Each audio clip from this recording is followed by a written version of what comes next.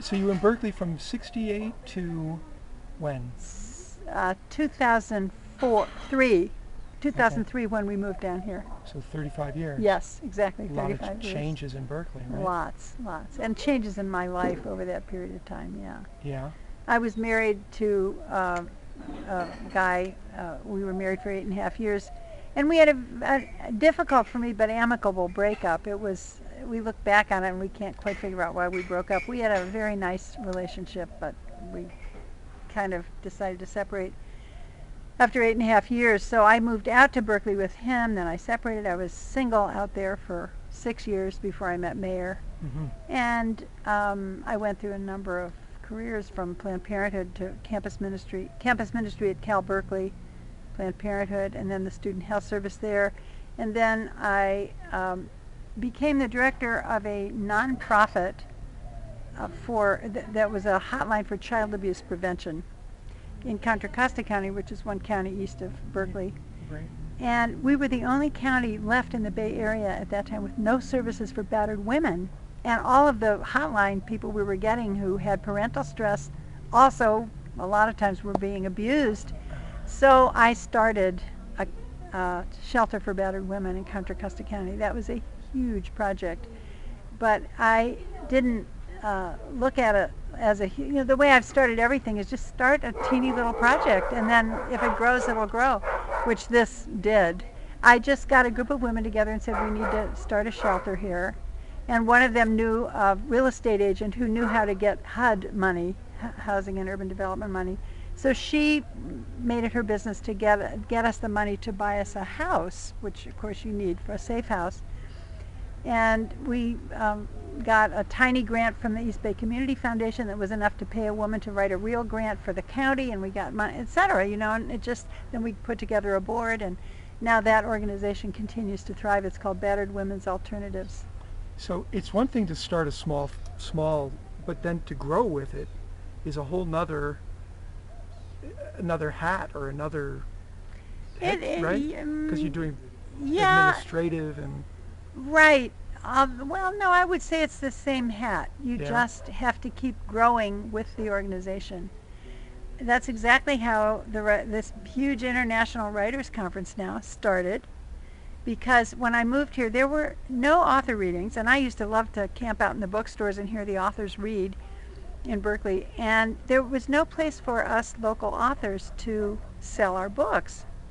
And I thought that was a big deficit. So I put a notice in Atención that I was having a meeting of writers who were interested in greater visibility.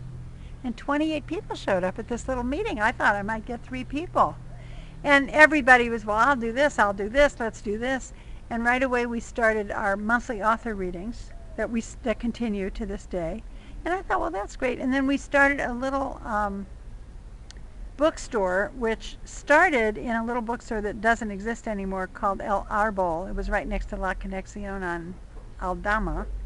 And we had our first event there, which we never repeated. It was all day Saturday with an author reading every hour.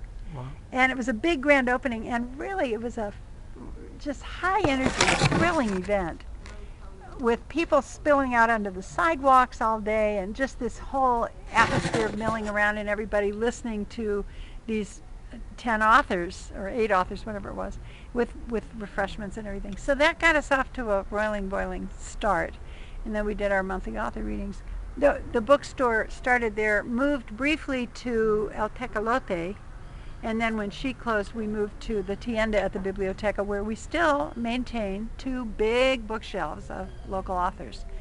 So you have to be a member of the Literary Sala, and you can show your books there. And it's great because many of those authors would not have another. Where is it in the Biblioteca? It's in the Tienda, in the little Oh, store. in the store, right. And we have our 2 shelves there. Very nice. Yeah, so, and that was 2000 and... Well, we started in 2004. Right. And then, about a year into it, I had a colleague who was working with us, Jody Fagan, and she had grown up lived in Aspen, where they have a big writers' conference. So she had that model, and she looked at me one day and said, we ought to have a writers' conference here. This is a world-class destination. And I said, great, let's do it. And so we just started that. I mean, it wasn't too hard. The key thing was, I have a friend who is a good friend of John Berendt, who wrote Midnight in the Garden of Good and Evil. And I called her up and said, can you get me John Berendt? And she did. And so for the first writers conference, so we kind of set the bar high on getting distinguished, well-known authors coming down. And we continued to do that. And that has been one of the big strategies. The first conference was 26 people, and it was only a weekend. And then gradually we just began to add elements to it and have it grow. But we kept getting these distinguished speakers to come down. About 4 or 5 years into it, maybe, we realized that we should always have a speaker from Canada, the U.S., and Mexico, and make it a tricultural event. And that helped to expand it. And now we have 8 keynote speakers, and it's just a huge world-class event. Uncountable. Yeah. Uncountable things. Yeah. Yeah. What? And in a dozen years. Yes, we're about to have our 12th. About to have your 12th. It's really impressive. I mean. Well, it is, and I'm impressed too. I mean, I just follow my nose. A lot of now we have become, the literary sala itself has become a vessel that makes it easy for people to start things. For example,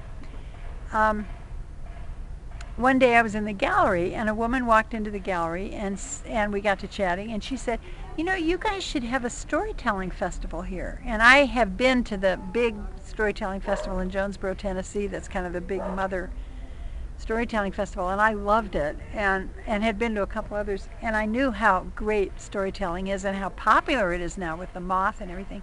So I said, that's a great idea. Could you write me a proposal? It's a woman who was involved in storytelling in Indiana, Stephanie Medlock. And I said, write me a proposal. Well, she did. She turned around and wrote a proposal. And so I said, this looks great. And I knew that I needed to find leadership for it, because there was no way I was going to be able to also do that. And I just put a notice in Civil Listen in the paper that a few of us wanted to start a storytelling festival. And people showed up at that meeting. And I said, well, now we need somebody who's going to emerge to the top as leadership. And it was the perfect person who did that, was Sherry Ray Wright, became the director of it, and just took off with it. She knew how to organize a festival, and she did a fabulous job with the first year. And now she did the first, I think we're in our 3rd year now. So she must have done the first 2 years. And then it's happening now, right? It's happening very, very shortly. We're right in the midst of it now. The workshops just ended, and the competitions are coming up. And Stephanie Medlock, even though she still lives in Indiana, took over the leadership of it and is the director of it now. So I catalyzed that. I mean, but I didn't really have a lot to do with the building of it. But the Writers' Conference is a great platform for launching That's right. other things. That's you give right. them And we can do it under the umbrella of our AC, our nonprofit. So that's a huge step forward, because that takes a year to put that together. And so we can, we have done that with Libros para Todos, which is a group that distributes books in 8 or 9 communities, 800 copies of the same book. And we bring the teachers into San Miguel for a workshop to teach them how to, give them ideas, coaching for teaching the book. And then in one weekend in November, the author comes and visits all these communities. That's a wonderful program, and so on. So we can be the vessel for these organizations, but I don't have to do it all.